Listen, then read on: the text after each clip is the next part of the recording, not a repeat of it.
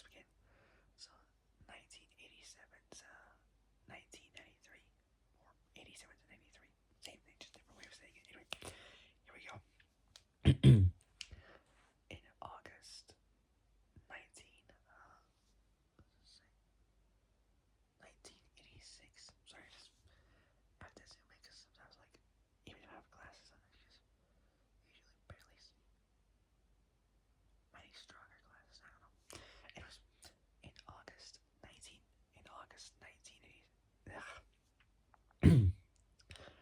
Came into in in August in August 1986. So in August 1986, the Mustang the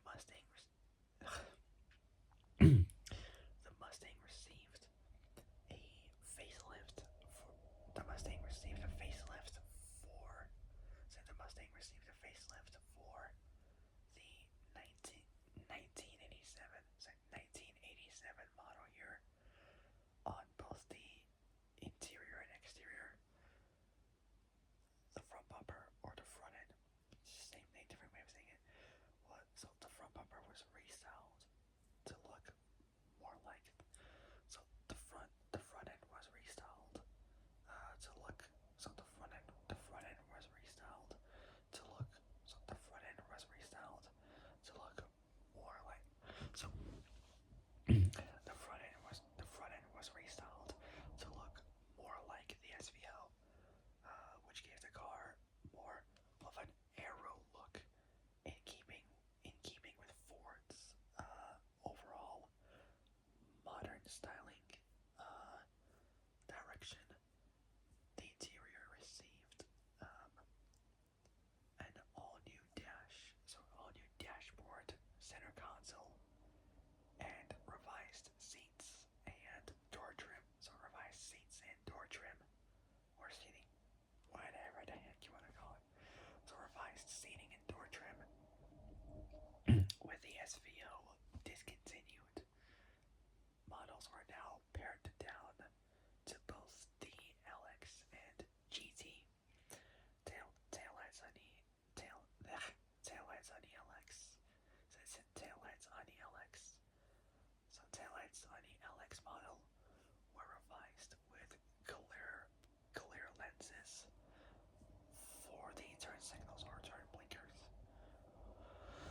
while the GT now had a specific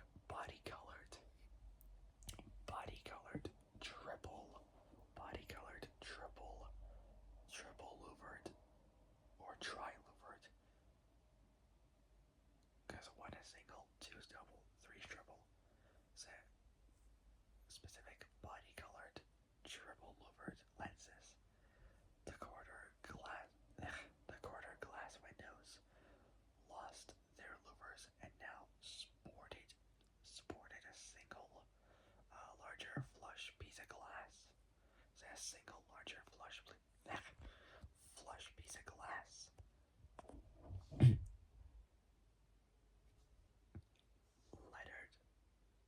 lettered with Mustang at the bottom rear corners. The GT models featured new round fog lights and gained aerodynamic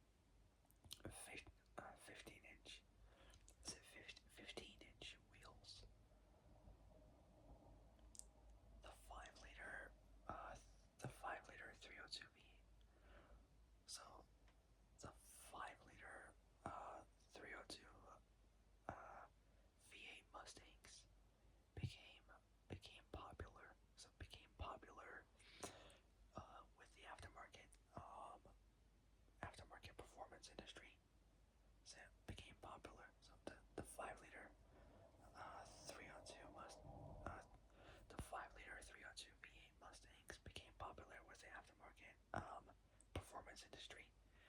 The V6 option was discontinued, while the 2.3-liter inline-4 gained fuel injection, leaving only the 2.3-liter, leaving only both the 2.3-liter inline-4 and the 5-liter 302 V8.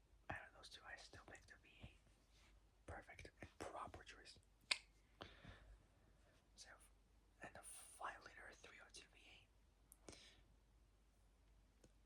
V8 powered Mustangs received E17E, so E7TE headers and forged aluminum pistons with valve reliefs in 1987, as opposed to the flat tops used in the previous year, so used in 1986. The E7 cylinder heads. So the E7 cylinder heads. Were sourced from the truck line after the 1986 swirlport design. Swirlport's design demonstrated performance problems. Power ratings increased to 225 horsepower. Not bad, 225 horsepower. And 300 pound-feet, 410 newton meters of torque. Pretty good. No major changes were seen for 1988. Said no major changes were seen. So no major changes were seen for 1988. Except for 1988. So 2 years before the start of the very early 90s. Although the T-top roof option for hatchbacks was discontinued mid-year for 1989, a year before the 90s. Ow.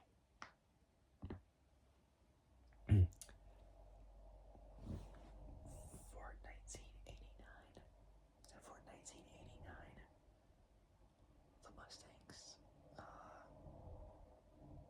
SDCS, or speed density. So speed density computer system. So speed density computer system was replaced with a MAS, or mass. So mass air system. 1988 Mustangs, or 88 Mustangs, sold in California, also had the MAF system, or the mass airflow system, or sensor. The YMPS system is MAF sensor. Not system, well, same thing, just mass airflow sensor. Anyways, doesn't matter. Anyway, this change slightly, unfortunately, reduced factory horsepower, but it made Mustangs much easier to modify. With the mass air system, changes made to the intake engine and exhaust system would be both recognized and compensated for by the ECU, the electronic control unit, or engine control unit, resulting in a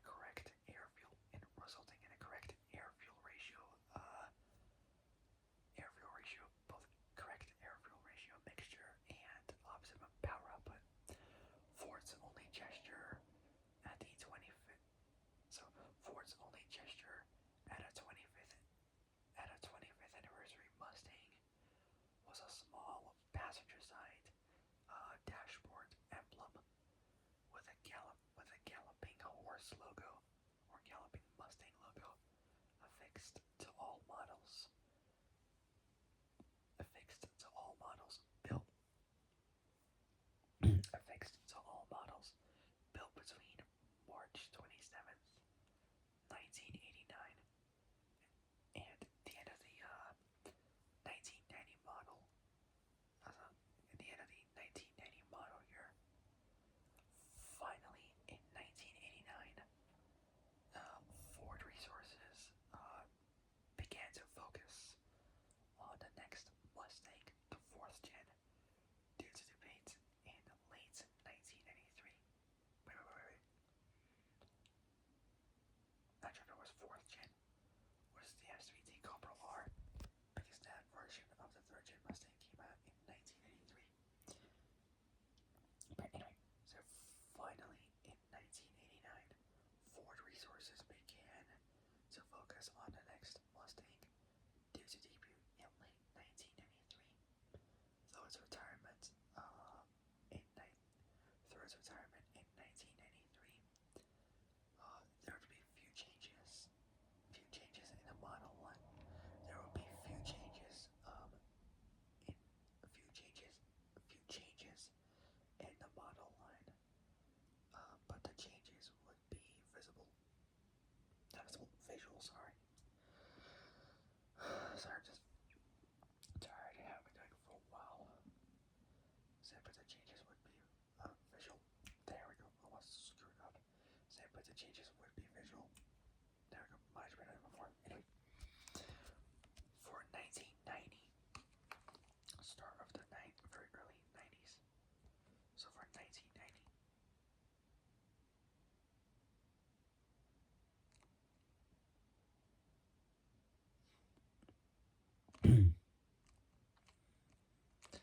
So for 1990, Mustang,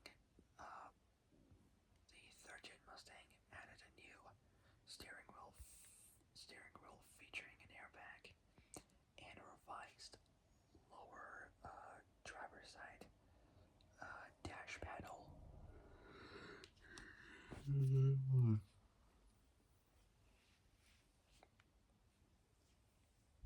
With knee bolsters. Sorry, I'm just so tired. I just want to get this done and over with before I move on to the next part. I got a lot to do. Like a lot. Got this and that to do. It's gonna take forever, but trust me, bear with me. I will get everything done as like much as I can as possible. Anyways, so for 1990, Mustang added a new steering wheel featuring an airbag and a revised lower driver's side dash panel with knee bolster. The available tilt steering wheel, however, you look at the steering wheels that usually tilt. Some cars would have that. So the available tilt steering wheel. Ow. Damn. Ow. Ow. Jeez.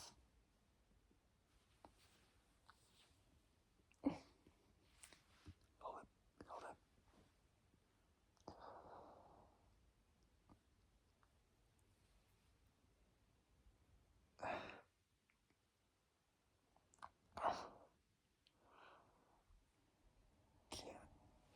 Damn it.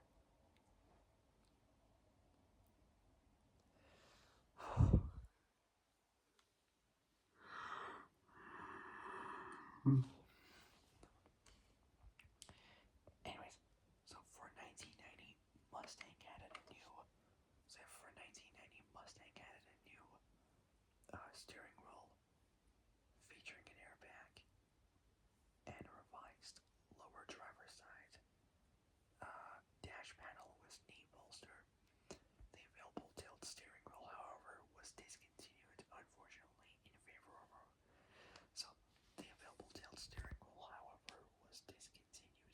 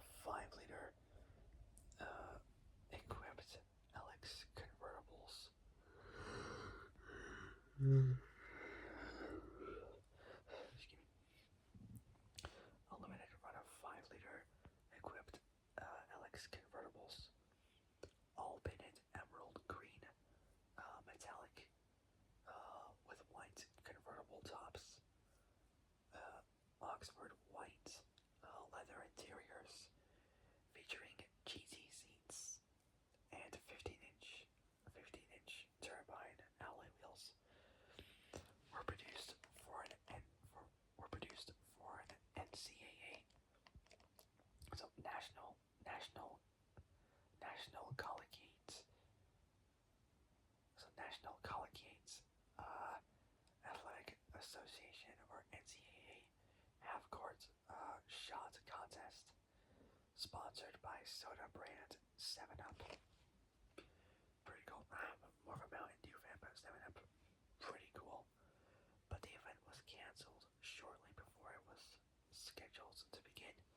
Ford already having produced 4,103 cars, 2,700. So produced 4,103 cars, 2,743 with the AOD,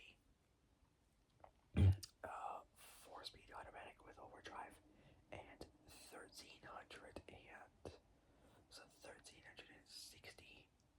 So 1,360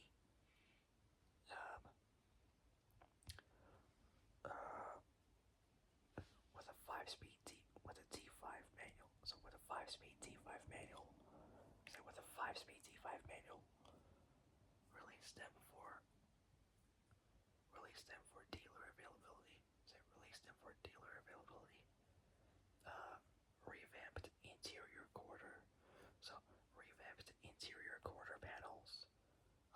For the 1990 model year, did away with the side armrests for rear seat passengers, but gained larger speaker panels.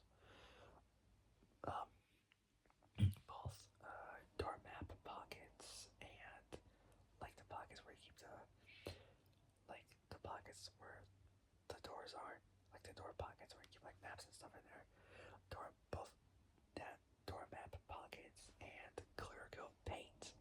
So clear coat paint also became standard for the 1990 Mustang, along with the availability of optional leather interior trim. Would I use it instead if I were you? Because it would burn. So leather interior trim will not burn, but like it'll be completely hot if it's left in the sun for too long. So leather interior trim. The 1991 so the 91 model year. So the 91 model year. So 91 model year. So 91 model year. So 91 model year changes. So the 1991 model year changes. So the 1991 model year changes to the 2.3 liter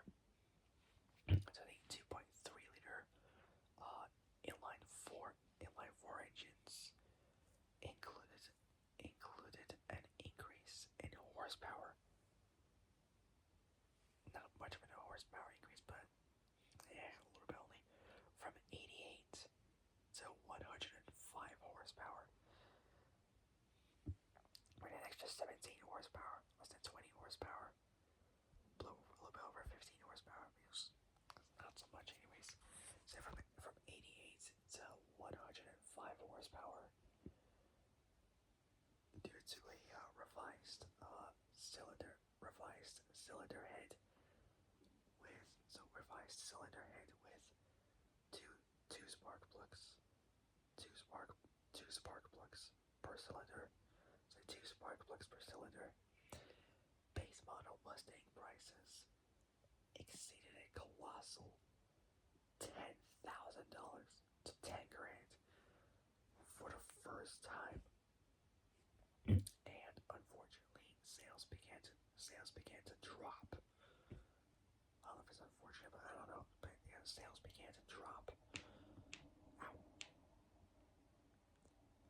God, every time clicks like hell.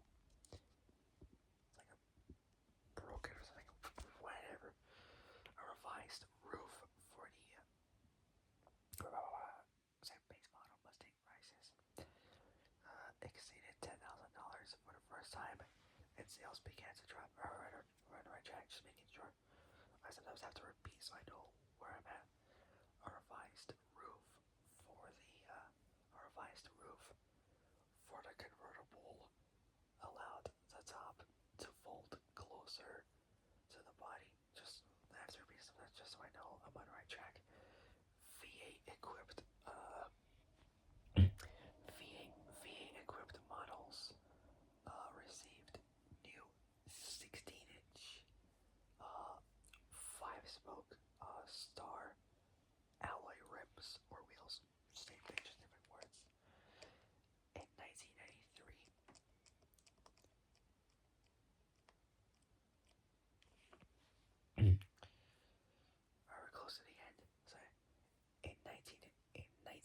1993, so in 1993, uh, Ford Ford switched Ford switched to cast hypertectic so to cast hypertectic pistons for all 5-liter V8s, and also re-rated the GT to 205 horsepower, and so to 205 horsepower and 205 horsepower and 275 pound-feet. So 205 horsepower and 205 horsepower and 275 pound-feet. So 275 pound-feet, 373 newton meters of torque. This estimate was more this estimate was more accurate given the previous power ratings were made before the addition of the mass airflow system. So before the addition of the mass airflow system, minor revisions in the camshaft profile. Say before the addition of the mass airflow system, minor revisions minor revisions in the camshaft profile, and other various small changes made throughout the production run. The individual rear power window switches. Rear power window switches mounted within the quarter panel speaker. So within the quarter panel speaker grills in the rear seats of convertible models were removed.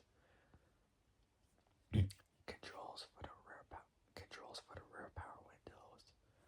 Controls for the rear power windows were now relegated. So we're now relegated. I don't know how you pronounce it well.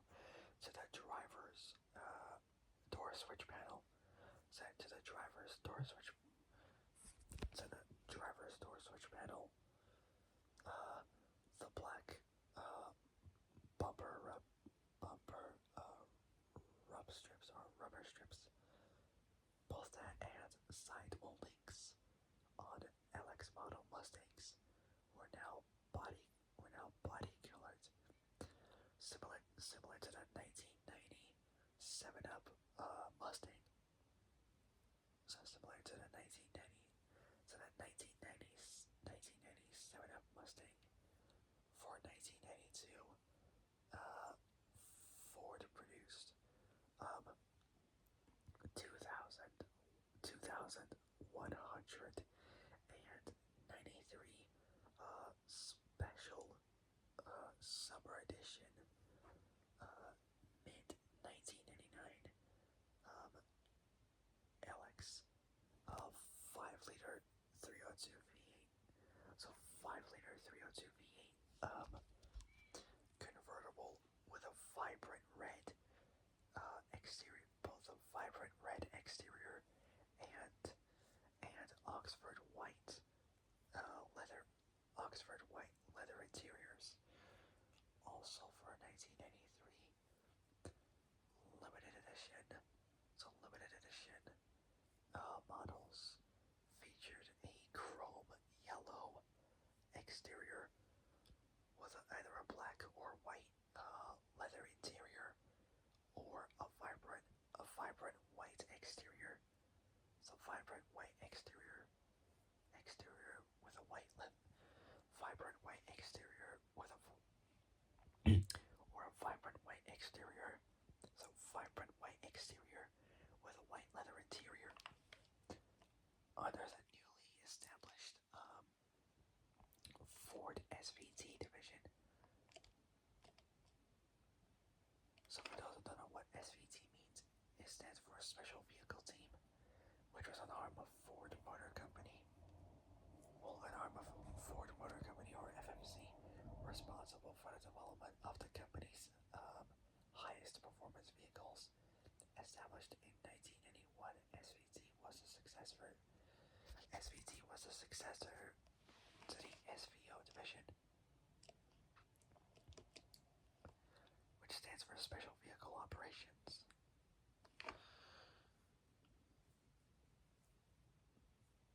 So SVT was the successor to the SVO division.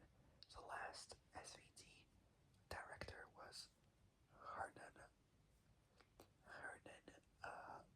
Salenbouch. SVT was previously held by Hao Thai held by Hao Thai Tung from 2004 to 2007, and John Coletti from 1993 to 2004. In 2015, Ford Racing, alongside both Ford Team RS and SVT Special Vehicle Team, merged into a global entity named Ford Performance. I will talk about those very soon. I'll talk about SVO, SVT, and obviously Ford Performance as well. Anyways, back to the Mustang. So under the newly established Ford SVT or Ford Special Vehicle Team division, the 93 Mustang SVT Cobra. So the 93 Mustang SVT Cobra was offered with a 5-liter V8 that produced 235 horsepower. So that's like 10 horsepower more, or like let's say like either 10 or let's say 30 more horsepower than previously. I don't know. Say that produced 235 horsepower at 5,000 RPM and 285 pound-feet, 386 newton-meters of torque at 4,000 RPM. So horsepower 5,000 RPM, torque 4,000. So 1,000 RPM difference, featuring more subdued styling than the GT. The Cobra used Ford's new GT40 high performance engine equipment. A Cobra R model was also produced for 1993 that used the same engine as the regular Cobra. It featured bigger brakes, pulled ahead from the new for 1994,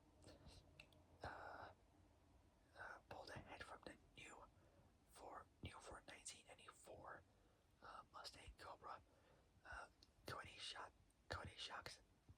shocks and struts, engine oil, so it featured larger brakes, pulled ahead from the new 494 Mustang Cobra.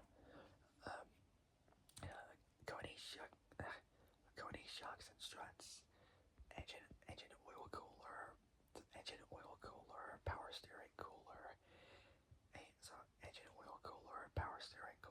and rear seat delete, like they removed the rear seats. Options such as air conditioning and stereo system were unavailable on the Cobra R. The final third-gen Mustang. The final third-gen Mustang. Rolled off the assembly line.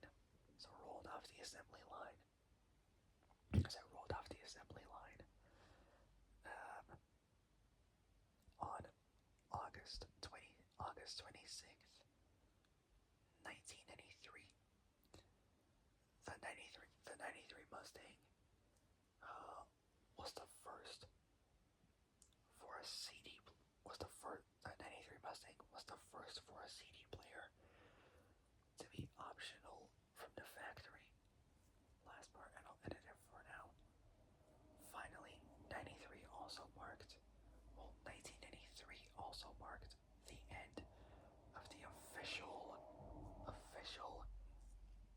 SSP police slash government Mustangs or law enforcement. Though some agencies continued